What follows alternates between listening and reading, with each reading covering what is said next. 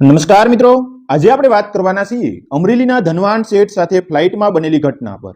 અમરેલી શહેરમાં એક દંપતી ગૌરવભાઈ અને સાવિત્રીબહેન રહેતા હતા। બંનેની ઉંમર 50ની આસપાસ હતી। વર્ષો સુધી મહેનત કરી સદાચારથી જીવ્યા, પરંતુ બહારથી જોતા બંને એકદમ સામાન્ય લોકો જેવા જ લાગતા। સાદી સાડી, સરળ કપડાં, સામાન્ય ઘડિયાળ, આ બધામાં કોઈ ચમક નહોતી। લોકો તેમને જોઈને ઘણી વખત માનતા કે આ તો મધ્યમ વર્ગી માણસ છે, જીવનભર જેટલું મળશે તેટલું જ ભોગવી શકશે। પરંતુ હકીકત કંઈક અલગ હતી। ગૌરવભાઈ બાળપણથી જ તેજસ્વી હતા। મહેનત, સમજદારી અને વ્યવસાયની તાકાતથી આજે તેઓ ગુજરાતના ગણતરીના ધનિકોમાંથી એક હતા। તેમ છતાં ક્યારેય વૈભવનું પ્રદર્શન કરવું તેમને ગમતું નહોતું। તેઓ માને કે સાચો ગૌરવ એ છે કે લોકો તમારી સાદગીમાં પણ મહાનતા ઓળખે। સાવિત્રીબેન પણ એ જ રીતે સરળ સ્વભાવની, ધાર્મિક મનોવૃત્તિની મહિલા હતી। ઘરમાં અનેક નોકરો હતા, મોટા બંગલામાં સુખ સુવિધા હતી, પણ પોતે હંમેશા સાદગીથી જ વર્તતા। એક દિવસ તેમને અમદાવાદથી દિલ્હી જવાની ફરજ પડી। કામનું કારણ એવું હતું કે ગૌરવભાઈના એક મોટા પ્રોજેક્ટ અંગે કેન્દ્ર સરકારના મંત્રીઓ સાથે મુલાકાત નક્કી થઈ હતી। સામાન્ય રીતે તેઓ ખાનગી જેટમાં જ જતા, પરંતુ આ વખતે એક વિશેષ કારણસર બંને નક્કી કર્યું કે ચાલો આ વખતે સામાન્ય કોમર્શિયલ ફ્લાઇટમાં જઈએ। સાવિત્રીબેન હળવાશથી બોલી, તમને યાદ છે ને, છેલ્લે આપણે ક્યારેય ટ્રેન કે બસમાં મુસાફરી કરી હતી?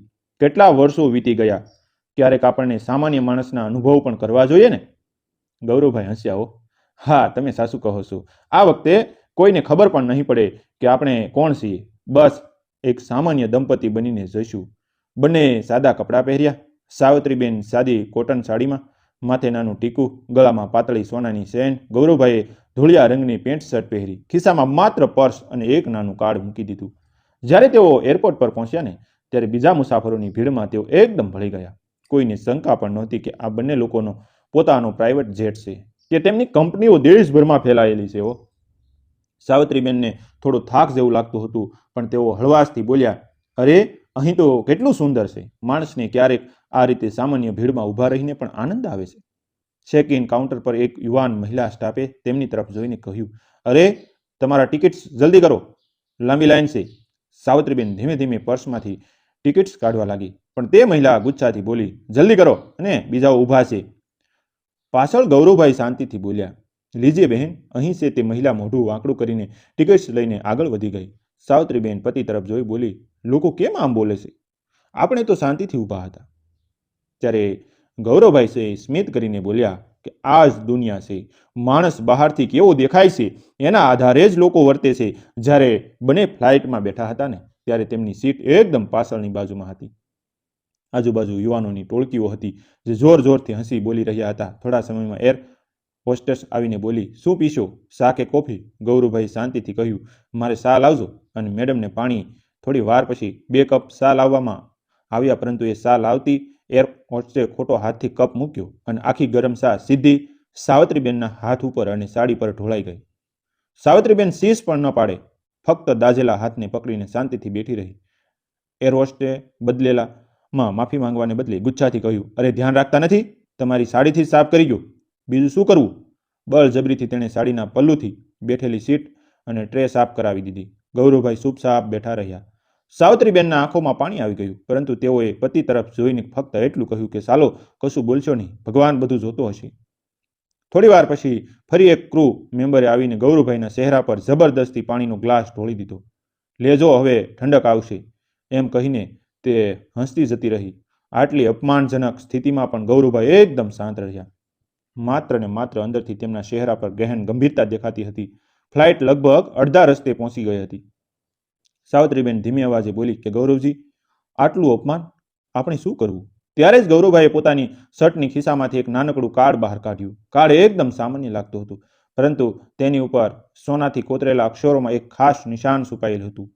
સામે બેઠેલો એક ક્રૂ મેમ્બર અચાનક એ કાર્ડ જોઈ લે છે, અને કાર્ડ જોતા જ તેના ચહેરાનો રંગ ફીકો પડી જાય છે। તે કાંપી ઉઠે છે, તરત જ દોડીને પોતાના સુપરવાઇઝરને બોલાવે છે। થોડી જ પળોમાં આખી ક્રૂ ટીમ ત્યાં આવી જાય છે। બધાની આંખો કાર્ડ પર અટકી જાય છે, અને પલભરમાં જ દરેકના શરીરમાં ધ્રુજારી છવાઈ જાય છે। હૃદય ધબકારા તેજ થઈ જાય છે, આંખોમાં ભય, હોઠો પર કંપારી। તેઓ બધા એક સાથે ગૌરવભાઈ અને સાવિત્રીબેનના પગમાં પડી જાય છે। ફ્લાઇટની અંદર અચાનક શાંતિ છવાઈ ગઈ। થોડા વાર પહેલા જ હસી મજાક કરતી, અણધડ ભાષા વાપરતી એ ક્રૂ મેમ્બર્સ હવે એકબીજાને જોતા હતા, જાણે મૃત્યુનો ડર આંખોમાં છવાઈ ગયો હોય। ગૌરવભાઈના હાથમાં રહેલું નાનું કાર્ડ બહારથી ભલે સામાન્ય લાગતું હતું, પરંતુ તેની ઉપર કોતરાયેલું ગોલ્ડન એમ્બ્લેમ દુનિયામાં બહુ ઓછા લોકોને ઓળખતું હતું. તે ઇન્ટરનેશનલ રોયલ ઇન્ડસ્ટ્રીઝ એસોસિએશનનું પ્રિવિલેજ્ડ ડાયરેક્ટર કાર્ડ હતું. એવો કાર્ડ માત્ર વિશ્વના સૌથી ધનિક ઉદ્યોગપતિઓને જ આપવામાં આવતો હતો, અને તે કાર્ડ જોતા જ ખબર પડી જતી કે આ ધારક કોઈ સામાન્ય માણસ નહીં, પરંતુ વિશ્વસ્તરીય સામ્રાજ્યનો માલિક છે. સૌથી પહેલા સુપરવાઇઝર મહિલા ગભરાઈને ગૌરવભાઈના પગમાં પડી ગઈ. કાંપતા અવાજે બોલી, સર, અમને માફ કરી દો, અમને ખબર નહોતી કે તમે કોણ છો.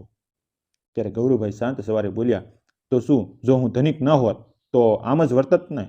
શું સામાન્ય મુસાફરો માણસ નથી? આ શબ્દ સાંભળતા જ બધાની આંખો જમીન પર ઝૂકી ગઈ.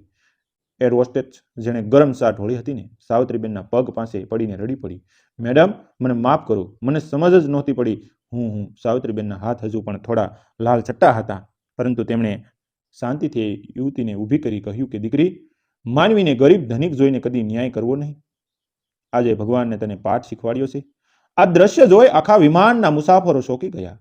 જ્યાં સુધી તેઓ માની રહ્યા હતા કે આ વૃદ્ધ દંપતી કદાચ ગરીબ હશે, કદાચ ગામડાથી આવ્યા હશે, એટલે સ્ટાફ તેમને અવગણતો હતો, પરંતુ હવે ખબર પડી કે આ તો તે જ ગૌરવ પટેલ છે, જેમનું નામ સમાચાર પત્રોમાં દર મહિને આવે છે, જેમણે હજારો લોકોને રોજગાર આપ્યો છે, અને જેમની કંપનીઓ વિશ્વના અનેક દેશોમાં ચાલે છે. મુસાફરોમાંથી ઘણા લોકો તેમના ફોટા કાઢવા લાગ્યા, કોઈ વિડીયો બનાવવા લાગ્યું, પણ ગૌરવભાઈએ હાથ ઊંચો કરીને કહ્યું, કોઈને આ બનાવનો રેકોર્ડ ન કરવો, આ મારી વિનંતી છે. તેમની અવાજમાં એવી દ્રઢતા હતી કે સૌ કોઈ તરત જ ફોન બંધ કરી દીધા. વિમાનના કેપ્ટનને પણ આ ખબર પડતી તે પોતાની કેબિનમાંથી દોડી આવ્યો અને ગૌરવભાઈ સામે વંદન કરી બોલ્યો કે સર, આ અમારી કંપની માટે કાળમુખ જેવું છે. કૃપા કરીને અમને એક મોકો આપો.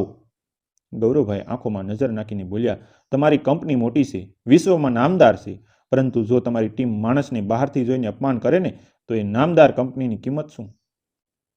કેપ્ટન નિર્વાક રહી ગયો. સાવિત્રીબેન ધીમેથી પતિને બોલ્યા કે ગૌરવજી, ચાલો હવે માફ કરી દઈએ. ગુસ્સામાં લીધેલો નિર્ણય હંમેશા સાચો નથી હોતો. ગૌરવભાઈ ઊંડો વિશ્વાસ લીધો, પછી ક્રોધ તરફ જોઈને બોલ્યા કે હું તમારો કશું જ નથી કરવાનો, પરંતુ યાદ રાખજો, માણસની ઓળખ કપડાં, દેખાવ કે ભાષામાં નથી હોતી. સાચી ઓળખ એના વર્તનમાં હોય છે. આજે તમે જે કર્યું ને, તે તમારી આંતરિક માનવતાની પરખ હતી, અને તમે એ પરીક્ષા નિષ્ફળ થયા છો. આ શબ્દ સાંભળીને આખી ટીમના જે ચહેરા પર શરમ છવાઈ ગઈ. પછી પૂરી મુસાફરીનો સમયગાળો શાંતિથી પસાર થયો. કોઈ બોલવાની હિંમત નહોતું કરતું. સાવિત્રીબેનને બળતરા માટે ડોક્ટર બોલાવવામાં આવ્યું, હાથ પર દવા લગાડવામાં આવી. બંને પતિ પત્ની શાંતિથી એકબીજા સાથે વાત કરતા રહ્યા. સાવિત્રીબેન બોલ્યા, તમે હંમેશા શાંત કેમ રહો છો? એ ચા પણ ઢોળી, પાણી પણ ફેંક્યું, અપમાન પણ કર્યું, છતાં તમે ગુસ્સે ન થયા? ગૌરવભાઈ હળવા સ્મિત સાથે બોલ્યા, ગુસ્સે થવાથી શું થાય? આપણે ધનિક છીએ એટલે આપણા અવાજની તાકાત છે, પણ વિચારો જે સાચા ગરીબ મુસાફરો હોય છે ને, તેઓ પાસે તો કોઈ અવાજ નથી હોતો. તેમના માટે તો આપણે જ લડવું પડશે. જ્યારે વિમાન દિલ્હી એરપોર્ટ પર ઉતર્યું ને, ત્યારે આખી ક્રૂ ટીમ દંપતીના સામાન લેવા દોડી ગઈ, પરંતુ ગૌરવભાઈએ હાથ ઊંચો કરીને કહ્યું, નહીં, અમને કશું ન જોઈએ, અમે અમારા હાથથી લઈ જઈશું. બહાર નીકળતા પત્રકારોની ભીડ ઊભી હતી. કદાચ મુસાફરોમાંથી કોઈએ સમાચાર લીક કરી દીધા હતા, પણ ગૌરવભાઈએ કઠોર અવાજે કહ્યું કે આજે થયેલી ઘટના સમાચાર નહીં બને. હું નથી ઈચ્છતો કે કોઈની નોકરી જાય. મારું ધ્યેય લોકોને પાઠ શીખવાડવાનું છે, બરબાદ કરવાનું નહીં.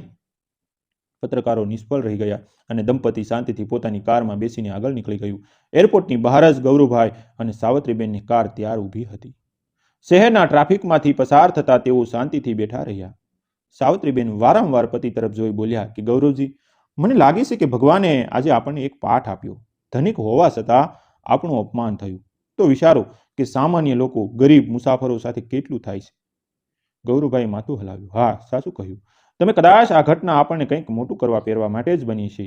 સાંજે તેઓ સીધા સંસદ ભવન પાસે આવેલા એક વિશાળ ભવનમાં પહોંચ્યા. અહીં તેમની બેઠક ગૃહમંત્રી, ઉદ્યોગ મંત્રી અને પરિવહન મંત્રી સાથે હતી. ગૌરવભાઈનું નામ સાંભળીને જ સૌ અધિકારીઓ સાવધાન થઈ ગયા અને બેઠક શરૂ થઈ. ત્યારે ઉદ્યોગ મંત્રી હસતા બોલ્યા કે ગૌરવજી, આપની કંપની દેશ માટે ગૌરવ સમાન છે. કયા નવા પ્રોજેક્ટની ચર્ચા કરવા આવ્યા છો? ગૌરવભાઈએ શાંતિથી કહ્યું, પ્રોજેક્ટની વાત પછી કરશું, પહેલાં મને આજે થયેલી ઘટના કહેવા દો. અને તેમણે આખી ફ્લાઇટની ઘટના છે એ વિગતે કહી. શા ઢોળાય, પાણી ફેંક્યું, પત્નીને અપમાનિત કરાય, અને પછી કાર્ડ જોઈને બધાનો વર્તાવ બદલાઈ ગયો. મંત્રીઓ ચોંકી ગયા. પરિવહન મંત્રીએ તરત જ ટેબલ પર હાથ મારીને કહ્યું, આ તો અત્યંત શરમજનક છે. મુસાફરો સાથે આવું વર્તન કદી ન થવું જોઈએ. હું તરત જ તપાસના આદેશ આપીશ. પણ ગૌરવભાઈએ ત્યારે હળવેથી અવાજે કહ્યું કે મને તપાસ નહીં જોઈએ, મંત્રીશ્રી, મને બદલાવ જોઈએ. ગૌરવભાઈએ એક ફાઇલ ખોલી. આ મારી યોજના છે. દેશની દરેક એરલાઇન કંપનીમાં ફરજિયાત ટ્રેનિંગ સેશન શરૂ થવું જોઈએ, જેમાં સ્ટાફને શીખવાડવામાં આવે કે મુસાફર ગરીબ હોય કે ધનિક, સામાન્ય હોય કે વિખ્યાત, બધાને એક સરખું માન આપવું જોઈએ. સાથે સાથે દરેક ફ્લાઇટમાં મુસાફરો માટે ફરિયાદ નોંધાવવાની ડિજિટલ વ્યવસ્થા હોવી જોઈએ, જેથી કોઈ પણ અન્યાય તરત જ નોંધાઈ જાય. સૌ મંત્રીઓ એકબીજાને જોઈ રહ્યા હતા. ગૃહમંત્રી બોલ્યા કે ગૌરવજી, તમારો પ્રસ્તાવ તો ક્રાંતિ સમાન છે, પરંતુ આ માટે ભંડોળ જોઈએ, ટ્રેનિંગ સેન્ટર્સ જોઈએ, ટેકનોલોજી જોઈએ. ત્યારે ગૌરવભાઈએ સ્મિત કરીને બોલ્યા, એ માટે જ હું અહીં આવ્યો છું. આ સમગ્ર યોજનાનો ખર્ચ મારી કંપની ઉઠાવશે. સરકારને ફક્ત નીતિ અમલમાં મૂકવાની જરૂર છે. મંત્રીઓ સ્તબ્ધ રહી ગયા. એક ઉદ્યોગપતિ પોતાના નફા માટે નહીં, પરંતુ મુસાફરોની ઇજ્જત માટે કરોડો રૂપિયાનો પ્રોજેક્ટ આપી રહ્યો હતો. બેઠક દરમિયાન સાવિત્રીબેન પ્રથમવાર બોલ્યા. તેમની અવાજમાં માતૃત્વની ગરમી હતી. મંત્રીઓ સાહેબ, આજે મારી સાથે અપમાન થયું, પણ હું તો સહન કરી શકી. પરંતુ જો કોઈ ગરીબ મહિલા સાથે આવું બને ને, તો કદાચ તે રડીને બેસી જશે, કશું કહી પણ નહીં શકે. આપણો દેશ તો એ મહિલાઓનો છે, એ ગરીબ મુસાફરોનો છે. એમને સુરક્ષા અને સન્માન આપવું આપણું કર્તવ્ય છે. તેમના શબ્દોએ આખા રૂમમાં શાંતિ છવાઈ ગઈ. લાંબા વિચાર વિમર્શ પછી મંત્રીઓએ એકમથી યોજના સ્વીકારી. ફરમાન જારી થયું કે દરેક એરલાઇનના કંપનીને મુસાફરો માટે સમાન સન્માનની નીતિ લાગુ કરવી ફરજિયાત છે. સ્ટાફ માટે વિશેષ માનવતા ટ્રેનિંગ શરૂ થશે. ડિજિટલ ફરિયાદ પોર્ટલ શરૂ થશે. આ નિર્ણય સમગ્ર દેશમાં સમાચાર બની ગયો. જ્યારે આ સમાચાર ફ્લાઇટ કંપની સુધી પહોંચ્યા ત્યારે તોફાન મચી ગયું. મેનેજમેન્ટે તરત જ એ ક્રૂ મેમ્બર્સને બોલાવીને પૂછપરછ કરી, પરંતુ ગૌરવભાઈ પહેલેથી જ સ્પષ્ટ કરી દીધું હતું કે કોઈની નોકરી નહીં જવી જોઈએ. કંપનીએ તેમને સખત ચેતવણી આપી અને લાંબી ટ્રેનિંગમાં મોકલી દીધા. આ ઘટના પછી સમગ્ર સ્ટાફમાં એક જ સંદેશો ફેલાઈ ગયો કે મુસાફરો ભગવાન સમાન છે. તેઓ ગરીબ હોય કે ધનિક હોય, આપણા વર્તનથી જ કંપનીનું નામ ઊંચું કે નીચું થાય છે. સમાચાર પત્રો અને ટીવી ચેનલો પર આ ઘટના ધડાધડ પ્રસિદ્ધ થઈ. લોકોએ ગૌરવભાઈ અને સાવિત્રીબેનને વખાણી દીધા. કોઈએ લખ્યું કે સાચા ધનિક એ છે જે પોતાના અપમાનનો બદલો લઈને નહીં, પરંતુ સમાજને સુધારીને આપે. ગામડાના લોકો પણ ગૌરવભાઈને પોતાની પ્રેરણા ગણવા લાગ્યા. યુવાનોને લાગ્યું કે મોટા માણસ બનવું માત્ર પૈસા કમાવાથી નથી, પરંતુ માનવતાથી છે. સાંજ પડે ત્યારે હોટલના રૂમમાં બેસીને સાવિત્રીબેન પતિને બોલ્યા કે ગૌરવજી, મને લાગતું કે એ કાળ તમારું ગૌરવ છે, પરંતુ આજે સમજાયું કે તમારું સાસુ ગૌરવ તો તમારું હૃદય છે. ગૌરવભાઈ હળવે સ્મિત કરી બોલ્યા, સાસુ ગૌરવ ક્યારેય કાર્ડમાં નહીં હોય, ન પૈસામાં હશે. સાસુ ગૌરવ તો એ છે કે જ્યારે કોઈ ગરીબ માણસ આપણને આશીર્વાદ આપે ને. દિલ્હી બેઠક બાદ ગૌરવભાઈ અને સાવિત્રીબેન હોટેલમાં આરામ કરી રહ્યા હતા. સમાચાર ચેનલોમાં તેમના વખાણ ગાજી રહ્યા હતા. પરંતુ આ સફળતાની વચ્ચે એક અચાનક ખતરો ઊભો થયો. ગૌરવભાઈના જૂના વ્યવસાયિક પ્રતિસ્પર્ધીએ રાજદીપ શેઠ, જેને હંમેશા ગૌરવભાઈની સાદગી ન ગમતી, તે આ ઘટનાનો વિરોધ કરવા ઊભો થયો. સમાચાર પત્રોમાં એણે નિવેદન આપ્યું કે આ બધું માત્ર પબ્લિસિટી સ્ટન્ટ છે. ગૌરવ પટેલ લોકપ્રિય થવા માટે આ બધું કરે છે. સમાજમાં થોડીક ચર્ચા શરૂ થઈ. કેટલાક લોકો વિચારવા લાગ્યા કે કદાચ ગૌરવભાઈએ સાચે જ આ ઘટનાનો ઉપયોગ પોતાના પ્રભાવ માટે કર્યો હશે. આ વાત સાંભળી સાવિત્રીબેન ચિંતામાં પડી ગયા. ગૌરવજી, આ ખોટા આરોપ સહન કરવાનું કેટલું મુશ્કેલ છે. લોકો સમજશે જ નહીં કે તમારું હૃદય શુદ્ધ છે. ગૌરવભાઈ શાંત રહી બોલ્યા કે સત્યને સાબિત કરવાની ક્યારેય જરૂર નથી પડતી. સમય પોતે જ સાબિત કરે છે. અને ખરેખર આવું જ થયું. કેટલાય મુસાફરો જેમણે ફ્લાઇટમાં એક ઘટના જોઈ હતી ને, તેઓ ખુદ સમાચાર માધ્યમો સામે આવ્યા અને જાહેર કર્યું કે ગૌરવ પટેલે એક શબ્દ પણ બોલ્યા વગર આખું અપમાન સહન કર્યું. તેમના હાથમાં કાર્ડ આવ્યું ત્યારે જ અમને ખબર પડી કે તેઓ કોણ છે. એ ઘટના કોઈ પબ્લિસિટી નહોતી, પરંતુ માનવતાનો પાઠ હતી. રાજદીપ શેઠની વાતો પલભરમાં ખોટી સાબિત થઈ ગઈ. સમાજમાં ગૌરવભાઈની પ્રતિષ્ઠા વધુ જ ગઈ. કેટલાક મહિનાઓમાં એરલાઇન કંપની નવી નીતિ અમલમાં મૂકી. સ્ટાફના ચહેરા પર હંમેશા સ્મિત રહેતું. દરેક મુસાફરો સાથે સૌજન્યથી વાત થતી. ડિજિટલ ફરિયાદ પોર્ટલ શરૂ થયું, જેથી તરત જ કાર્યવાહી થતી. લોકોએ અનુભવ્યું કે હવાઈ મુસાફરી હવે પહેલા જેવી નહોતી. હવે સત્ય, માનવતા અને સન્માનનો માહોલ બન્યો હતો. આ ઘટનાએ સમગ્ર સમાજને એક મોટો સંદેશો આપ્યો. ગરીબ હોય કે ધનિક માણસ, હંમેશા માણસ જ હોય છે ને. દેખાવ કે કપડાથી ક્યારેય કોઈની કિંમત ન આંકવી જોઈએ.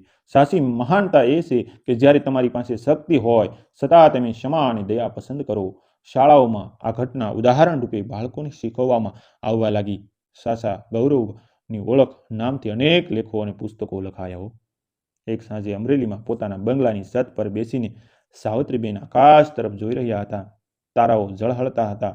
તેમણે ધીમેથી પતિને કહ્યું કે ગૌરવજી, તમને ખબર છે, એ દિવસે જ્યારે તમે એ કાર્ડ બતાવ્યું ત્યારે મને લાગ્યું કે આ જ તમારું ગૌરવ છે, પણ આજે સમજાયું કે તમારું સાચું ગૌરવ તો તમારું હૃદય છે, તમારો સંકલ્પ છે, તમારો માનવતાનો પાઠ છે. ગૌરવભાઈએ સ્મિત કરીને પત્નીનો હાથ પકડી લીધો. કાર્ડ તો ફક્ત કાગળ છે. સાચું ગૌરવ તો એ છે કે કોઈ ગરીબ માણસ આપણા માટે પ્રાર્થના કરે, કોઈ અજાણ્યો આપણને આશીર્વાદ આપે, એ જ તમારું ધન છે. બંનેની આંખોમાં આંસુ આવી ગયા. પણ તે આંસુ દુઃખના નહોતા, એ તો આનંદના હતા, સંતોષના હતા. ગૌરવ અને સાવિત્રીબેનની વાર્તા આપણને શીખવે છે કે ધનિકતા પૈસાથી નહીં, પરંતુ હૃદયની ઊંચાઈથી મપાય છે. સાચું ગૌરવ કાર્ડમાં કે પદમાં નથી, પરંતુ દયા, ક્ષમા અને માનવતામાં છે. મિત્રો, તમને જણાવી દઈએ કે આ વાર્તા જે છે એ કાલ્પનિક છે અને તેમાં આવતા પાત્રો પણ કાલ્પનિક છે. મિત્રો, આવા જ નવા જીવન ઉપયોગી મજેદાર વિડીયો જોવા માટે અમારી ચેનલ સાથે બની રહેજો. Channel subscribe